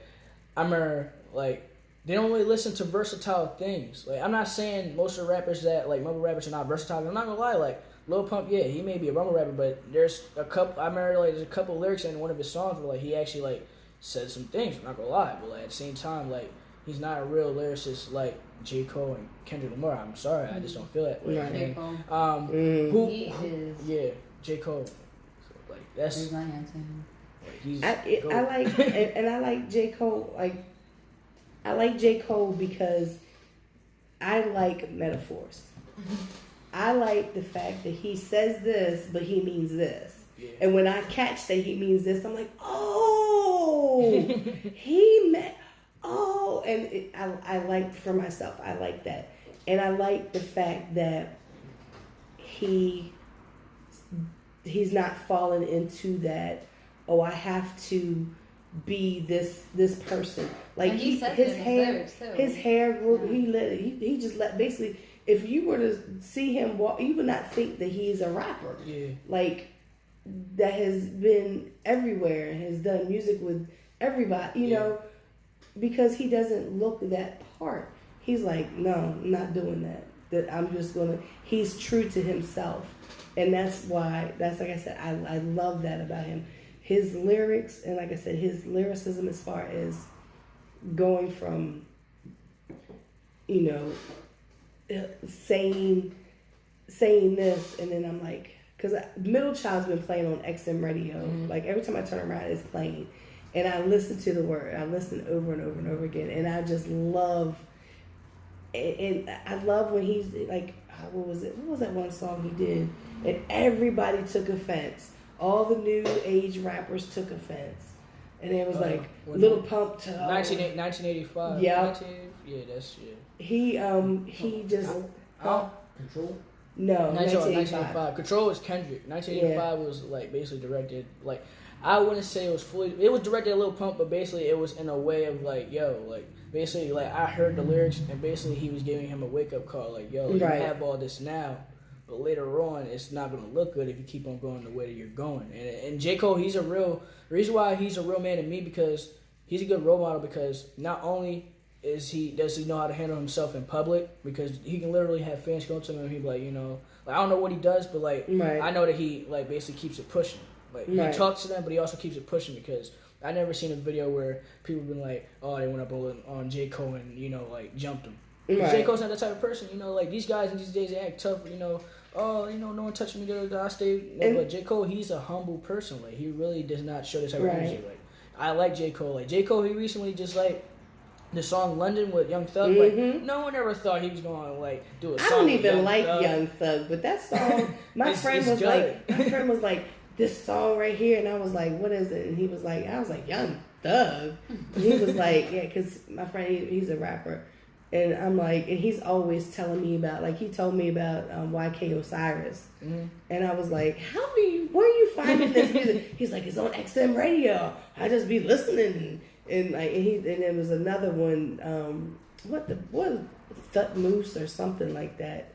And he was, I like that song too. But I think a lot of these, like, you know, Tekashi and Lil Pump and those, they're doing everything as a gimmick. Like they're trying to, they're doing stuff to find people to, you know, that whole saying, any publicity is good publicity, you know, even bad publicity is good publicity. Yeah. Like they're using that to fuel their popularity. And I'm like, it comes back to bite you. Have you not learned from other people? And then the mess that Tekashi 6ix9ine got in, because as soon as he got in trouble, he backtracked. It was like, oh no, I'm not in a gang. What you was just saying that you was part of. I'm confused. Yeah. You can't say that, you know, that's the reason why you're in all this trouble now. And they're using all this as Instagram and YouTube fame now. That's where you can get all your popularity from. Like, I've never heard of half these people like, oh, they got like 14 million followers on Instagram. But when they do a show, can they bring anybody out? Is anybody coming to see them? Mm-hmm. Like, you got all these followers where, you know. It's tough. A lot of people don't want to come out. I think what's the problem with like these like new age like rappers is like drugs. Yeah. It's just killing a lot of people. Like, I just found out, like, I listened to one song by this kid. His rap name was Hella Sketchy. Because, like, I follow No Jumper, like, Adam22. Like, that's, like, when it comes to, like, podcasts, like, I like him. Because, like, even though he, like, represents, like, because back in SoundCloud era, like, he was the guy 95. Like, back in, like, 95. That was, like, 2015, like, 95. Like, that was our SoundCloud era. That was us. And he basically put me onto that. But, like, I just found out, like, this rap be popular at the same time, like, I don't know. It's just like, I don't think it's gonna go anywhere until it gets to a point where it affects everyone every day when they lose their major artists. But I think it's gonna affect when they lose like one of the biggest like major artists. Just like that's what Pimp C. Yeah, and Screw. Like, even when they lost Screw, like, a lot of people thought that everyone's gonna put the cups down, but like, you know, they weren't gonna put that down. Like, because Houston, they created that. Like, that started, and Lil Wayne made it a trend, and then now you got people like Lil Pump, and everybody just sick and lean. Even Kevin Gates doesn't do any of that anymore. And he was, you listen to his music, he talks about it all the time. I've been to Houston a few times. Bodymore Big Steve, his partner, Fatboy Deezy, lives in Houston. So we would go down there. I just met Highway Yellow, who's with Swisher House now. And when we were down there, he had his album release party. Mm-hmm. And Deezy, because Deezy was sick, and he had lean. Yeah. And we were supposed to go to the studio the next day. And he was like, man, I didn't wake up. I got to leave this lean alone. I said, yes, you do. But, I mean, drugs have always been involved in you know, music. You know, not just hip-hop. You know, jazz and rock. Yeah, you know, it's always incorporated somewhere. And, you know, they lost Mac Miller. Yeah. You know, it's just, and it's sad because a lot of these people that are dying have the fame. Yes. Why do you need to do drugs to make you happy? And especially Mac Miller, like, in my eyes, like, Ariana Grande, like, she wasn't the reason why, but I think, like, with them, because they were going down, I think with them breaking up, like, I can see that type broke him down. It's like, he really, like, I feel so, like, I don't even know. I couldn't tell you one Ariana Grande song. That's why when you said that, you know, you like, and I was like, I couldn't tell you one song. You know, I don't know anything about her except for, like, what I've seen, like, on TV or what people have said about her or whatnot. But I feel for her with losing, you know, Mac Miller. And then, like, her boyfriend, like, after that. Pete Davidson, she broke. I don't even know why she broke up. They just said she broke up. Cause, like, but, you know, I just, you know, I feel for her.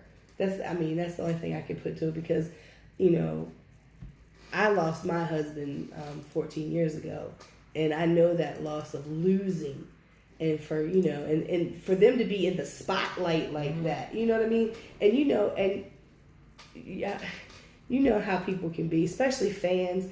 I've watched people like go to bat for an artist, and I'm like, do you get paid to do this?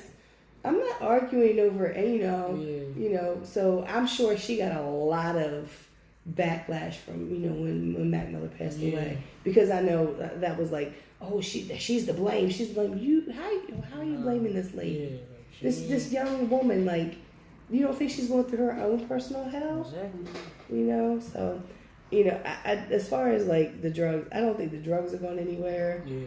But I think that I think, to me personally, I think lean has like been like, it doesn't get talked about as much. Yeah, because like back in like 2015, like it was everywhere. But now these days, like the only person I really see with lean like that is just Pump. Really, that's it.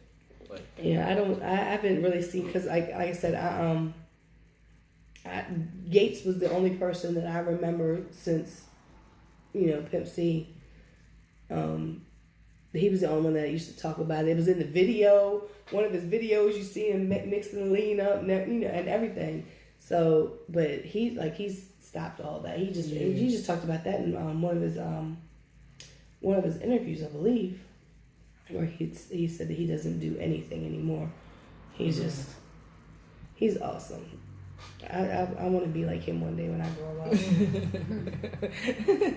I'm just saying. But yeah, I was gonna say something. I forgot what it was. I'm looking at Jay. Jay looks so tired. I'm tired. I gotta go back to work tomorrow. the weekday. He chilling. Dad is over there chilling. So I talked about the fact that you have family supporting you. Yeah. Sarah, I didn't ask you about the support that you have on a My personal My family, my husband. Yeah, I met your husband at that night. Very supportive. Yeah, Ever since I met him, like, he actually, one of the reasons why he fell in love with me, said I did music. Really? Mm-hmm. So he's not the jealous type? No. That's good. Protective, but not jealous. Oh, that's good. Because I'm the jealous type. I get really... Yeah, like when someone gets close to me, wants to work, he just very protective. He wants to make sure that it's business and not pleasure, or want to be pleasure, because right. we have to be realistic.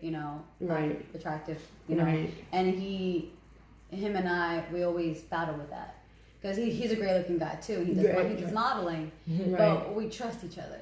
Right. So as long as you have that, Yeah, my ex, like, I met him and he had all these female fans or whatever, and he's like, they're just my friends, and I'm like, okay, and I'd just be watching them, and then they'd be commenting on Facebook, and I'd be like, that's as long as I don't reply back, then it's cool. Yeah, and my friend now, we battle about that kind of stuff, because it's just, it's tough, because I have to, and this is what I tell my husband. I if they tell me, oh, I love your music, oh, I love this, oh, you're beautiful, I feel like I have to say thank you, because that's fine. It's but then he also tells me, oh no, because the guys see it as, oh, you're interested, and I'm like, well, that's tough, because as an artist, you need to maintain your fans.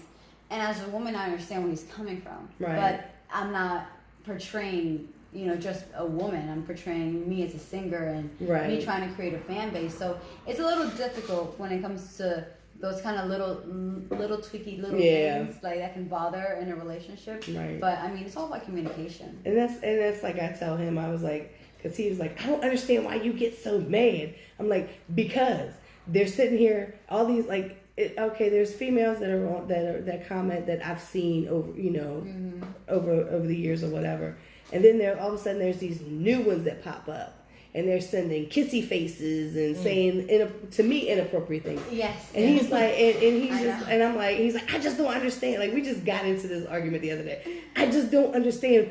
I was like, and it's just not for you to understand that, But it's just it's my own. And I know it's my own insecurities. It's tough. But I'm not gonna lie, it's tough dealing with that when you're when you're single. It's fine, but when you're in a marriage or in a relationship, it creates insecurities for the other person, right? Because you're like, damn, like they have all these people on top of this person. Right. What if they leave me, or right. what if someone can offer something better for her? But it's tough. Right. That's all I can say. You just have to be organized and maneuver yourself, and just keep explaining. With being single, like I know quite a few local independent rappers, artists, whatever, that they think that they have to entertain the groupies in order to keep their fans. Mm-hmm. And that's how you lose fans, because as soon as right, they were like, oh yeah, a simple thank you is okay. But I've seen it so many times, and I'm like, because like I said, I'm probably about the oldest person in our scene, so I'm Mama Lisa. I'm everybody, I'm very protective over my friends. I'm very protective over people. If we're, we have a happy hour every Thursday night at G10 from, Power 4.4 that I went to this past Thursday. And even though there wasn't a whole bunch of people in there, I'm still looking around finding out where Jay is, because I want to make sure Jay don't even know this, making sure Jay is okay, even though there wasn't even that many people in there. And I know Jay can handle himself. But that's just me. Yeah, I understand. I'm constantly looking around. So I used to tell the guys, they'd be like, Mama Lisa, and I'd be like, stop dealing, stop having relations with these groupies. Yeah. They're not going to stay your fans. Mm-hmm. As soon as you stop dealing with them, or they find out that you're dealing with this one over here, and I'm just like, don't you cross that line. And you know what? I think that's a big reason why a lot of artists keep their relationships private, because of that. Because it's just too much. I think, I know back in the day, when you found out that your favorite artist or your favorite actor was married, that whole fantasy went away. Mm-hmm. And then, you're like, oh well.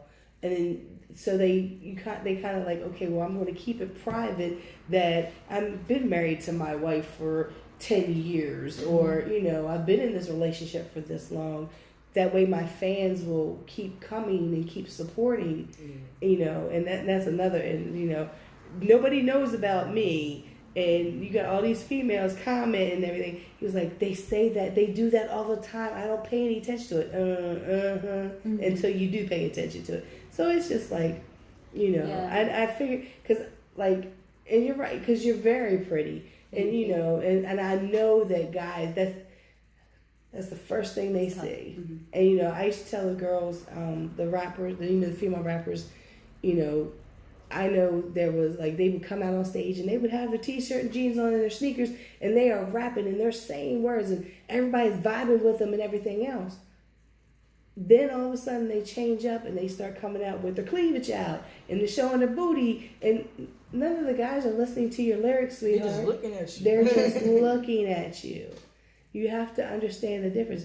Just because they're all in your face doesn't mean that they're actual fans. Yeah. Mm-hmm. What they're doing is they're looking at you. They're not seeing you, and that's the difference. You came out and you had on what you have on. I had some camouflage army pants on. Right. I had a tank.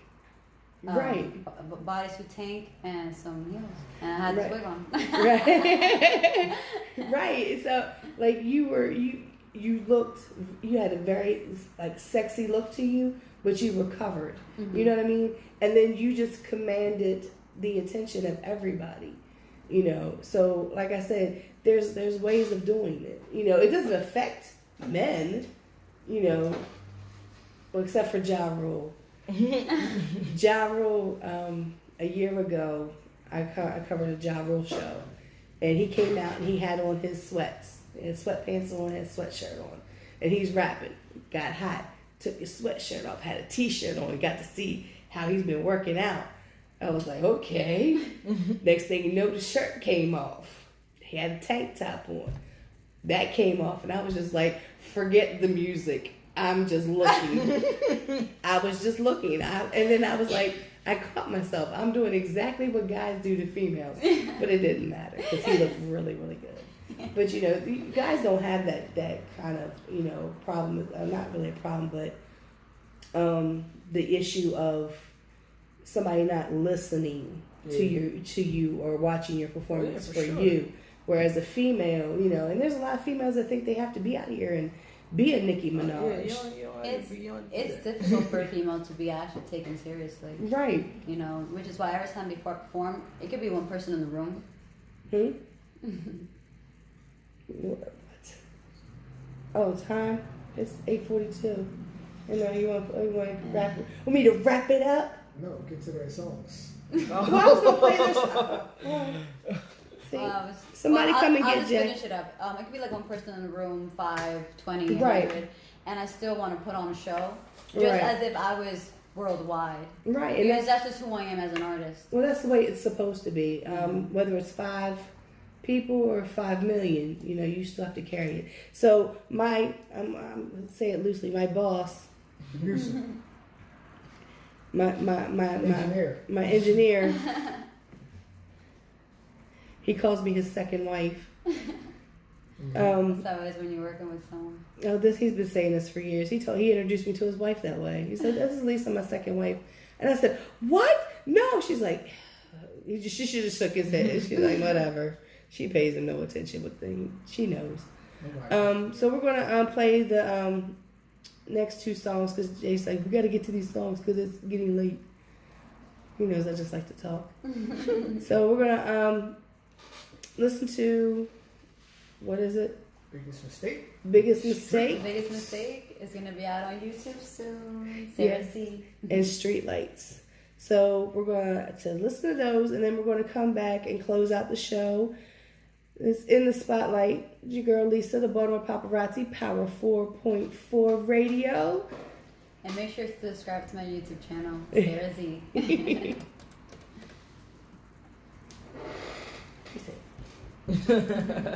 I know how to do that. I'm glad you're doing it though, because my brain is gone today.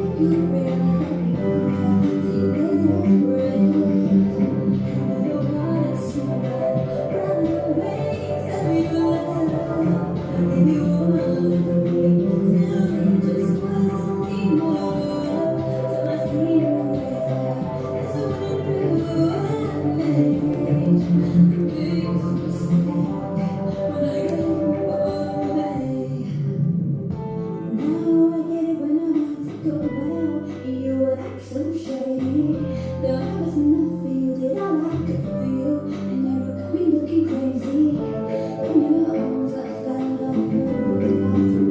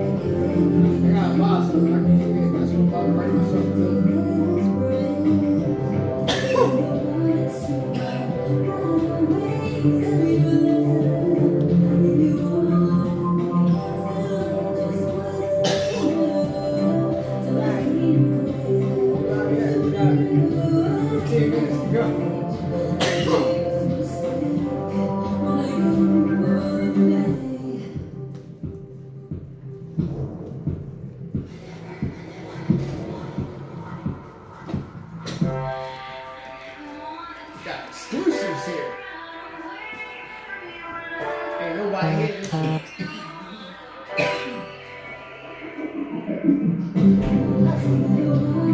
Coffee guys, but I don't know that.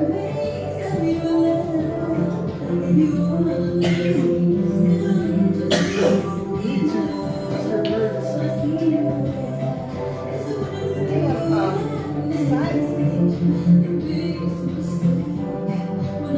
I like this.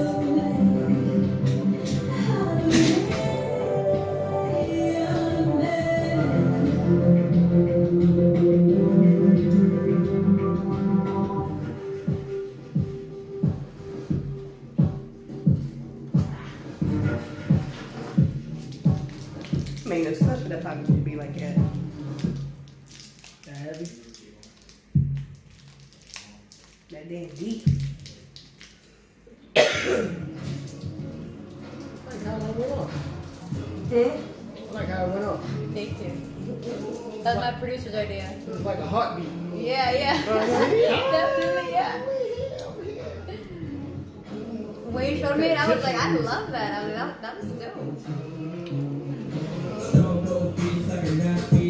Oh, okay. Hey.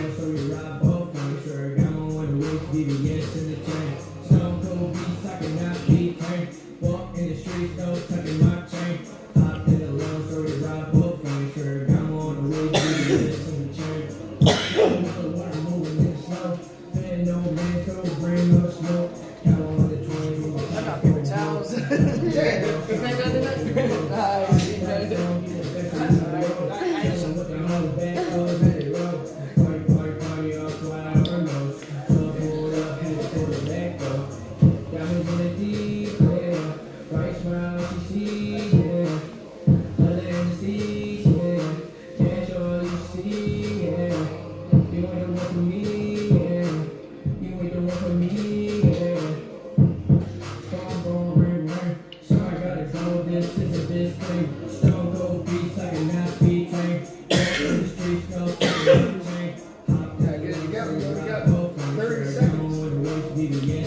stopped teasing people like this. You want to get people like 2 minutes old? Most rap songs be like 3 minutes. You got me like 2 minutes. Yeah, it was just the way the beat was set. It said 2 minutes, so I was like, hey, I do the best I can with it. Yeah, this song's tight. When I put this song out, everybody just like love it. I just fucking love it. 5, 4, 3, 2, go. Welcome back to In the Spotlight. Your girl Lisa, the Baltimore Paparazzi. Trying to live here. I'm dying. Power 4.4. And that was exclusive from Sara Z called Biggest Mistake. And then we had, what was it? Street Lights. Street Lights. Yeah. By Young Cobain. I'm gonna die. No doubt. You only got like 10 minutes. I'm gonna die. I got a tickle in my throat. I told you that was an emergency. I'm telling you, I was fine up until just It a few happens minutes to ago. all of us. Yeah. What the hell was that? Liquid. Fluid. Yeah, it's not working. Oh, I apologize. It's cold. It's cold? No, it's my cold. Oh, you're cold. Yeah. I was about to say it's hot in here. It is hot here. It's hot here. It's even hotter with me coughing. So, yeah. When Street Lights came on, I was like, oh, okay. Yeah. Jay was like, you gotta stop teasing us for 2 minutes. Yeah, hey, it was the way to be set up. I tried, like, that's what I mean when I try and be different. Like, I just try and be different as much as I can. Like, I can make, like, a love song. Well, that just makes people want to be like, Like Dreams is 154. I know, because I was like, this song was damn short. But my But, song was all long. oh, but you had the little heartbeat thing at the end, and Jay picked up on that. But, yeah, I like that song. I was like, okay, I'm listening to it. Thank you. All I right. appreciate it. And see, that kind of song you said was like 2016. Mm-hmm. It's still it's I timeless. wrote it 2016. It's timeless because the subject matter. You know what I mean? Everybody goes through, that. So it doesn't matter. You could have wrote that in 2009. It probably would fit for today. Right. But that we got an exclusive on that. Jay gonna be playing. Look, Jay gonna add that to the Yep. To the playlist. It's gonna be right in the playlist. Should we getting radio airplay on that? Text messages saying, tag, not text message, sorry. Facebook tags. Right. So, yeah. Not dying right now. I will be. I hate this cold. I don't even know where the hell it came from. It's like 200 degrees outside still. Part of your job. Yeah, I work in a hotel, so we just. No, it's not. It was like 150 on the 5th floor today. I come downstairs and they're like. But there's some rooms that cold and hot, right? Well, the checkouts are usually cold because we turn them down to 65. We can't do that in rooms that people are actually staying in. And I walked in a room and it was like 70 degrees. I was like, "Are you crazy? It's hot in here." So yeah, I'm trying to talk so the tickle will go away, but it's not working. So yeah, it's almost time for me to end this show. No. I know. We're having so much fun. I know. See, as like I said, it's not an interview. We just had a conversation. We talked about a variety of different things. I learned a lot about both of you. Can't wait to see what's coming next. We got to get you some shows. Yeah. Get Sara some shows. Get her out there. Like, that's my whole thing. Just trying to get everybody. Where are you sneaking off to? Like, trying to get everybody to, that's my whole thing is I want people to shine. I want people to have the opportunity to get more fans, to be out there. And I don't get anything from it. It's not like I'm making money off of it. It's just that's my love of music and the underground scene. For me personally, I'd much rather go to a show and see underground artists than go pay $35, $40, $50, $60 to go see an industry artist who's already got millions of dollars anyway. Yeah. Like, there's Tech Nine. I have been to 2 of his shows. But it was more up close and personal kind of thing. And I'm not going to the arena and paying an outrageous amount of money to go see. Especially like somebody like Jay-Z and Beyonce. Those tickets are ridiculous.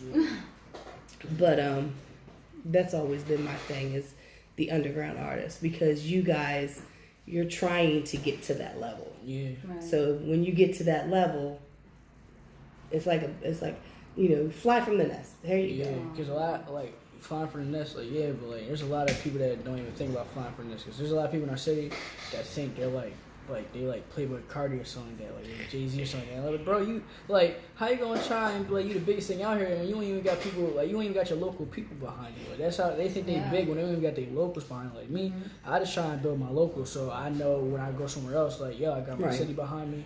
I come, this is me. This is where I'm from. But like people, they just try. Like people in my city, they try to think they're bigger. Like they don't need the locals. Well, that's just that's how you start. Like I remember having conversations with people who like. Cause there's this thing, Brad, shout out to Brad, Custom AF's shop, I think this was called. He has Freestyle Fridays, and I went down there, and like anything I could do to get my voice out there, I would jump at it. Right. Like you never know who could be watching. Right. Well, I've always said, not everybody is gonna like you. Not everybody's gonna like your music, but you get that core base at home, and then branch out to other places because you got those fans at home that keep you grounded. Then you just go out and you get fans everywhere else. It's a little different now because when I used to give that little speech, that was before the internet is what it is now. Yeah. Now, people are just, they think because they post up a song and they get all these likes and everything else that they up on that level. Yeah. Well, honey, when you get the money from those likes, let me know. Right. I mean, It's a process. It's a journey. right, and that's like I said, it is not just in your city; it is everywhere because we have them. We have those type of people here who they're up on this pedestal, Yeah. and they're good. They're good. They're good artists.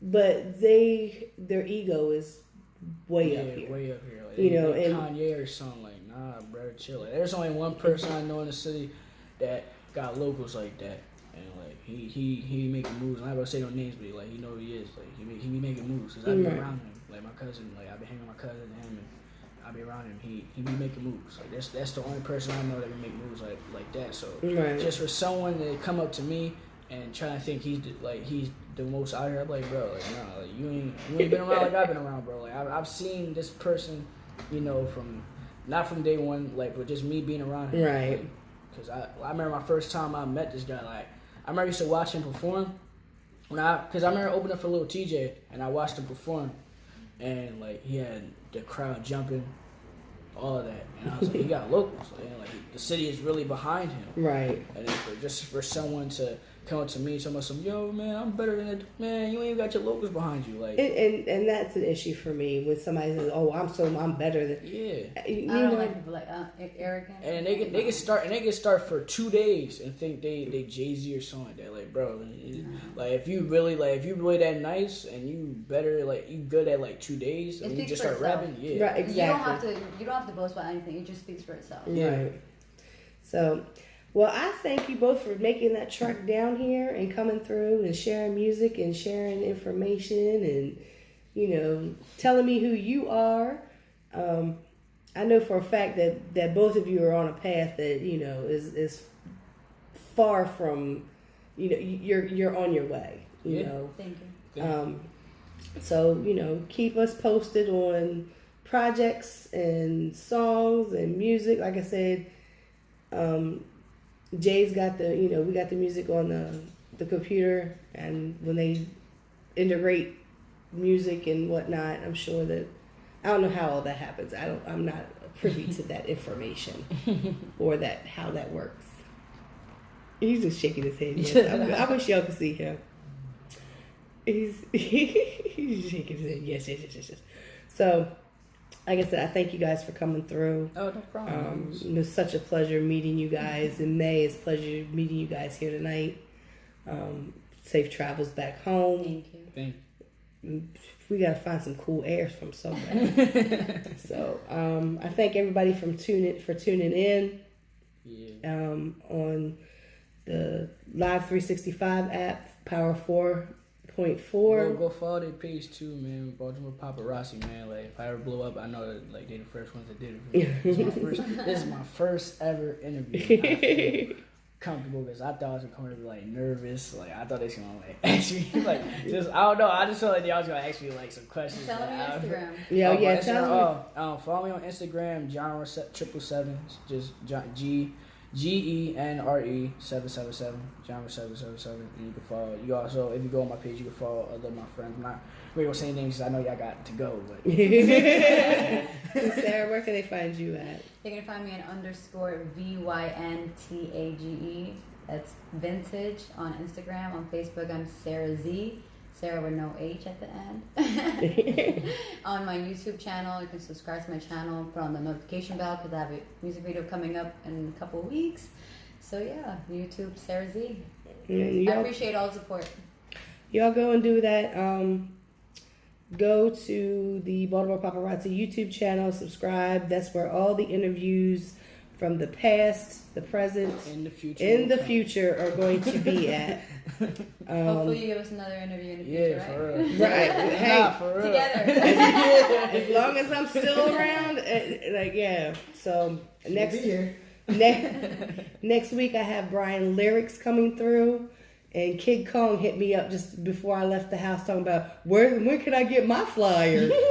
So I'll be making the flyers for the shows because I'm booked up until the last Saturday of August. I haven't given that date to anybody yet.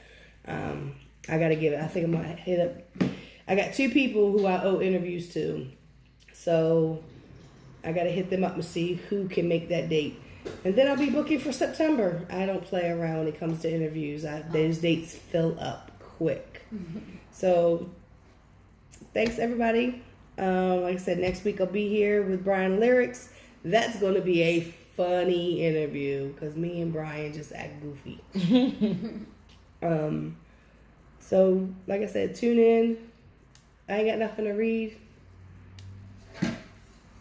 See, I told y'all, I'm going to keep Jay on his toes. Today's show is sponsored by G10 Entertainment, located at 2135 Emerson Avenue. Join G10 Monday through Friday, 6 to 9 for happy hour to get drink specials, crabs, and fish fry. Come out and visit G10 and be sure to tell them Power 4.4 Radio sent you. And on Thursday nights is our happy hour there. Nice. So you can catch the owners, possibly. I don't know if one or both of them may be there. You catch some hosts from other shows. I was there this last Thursday. I'm trying to get out more, but I work, and it's very tiresome on this old lady. So thank you all for tuning in. I'll see you next Saturday. Everybody be safe. Be safe, man.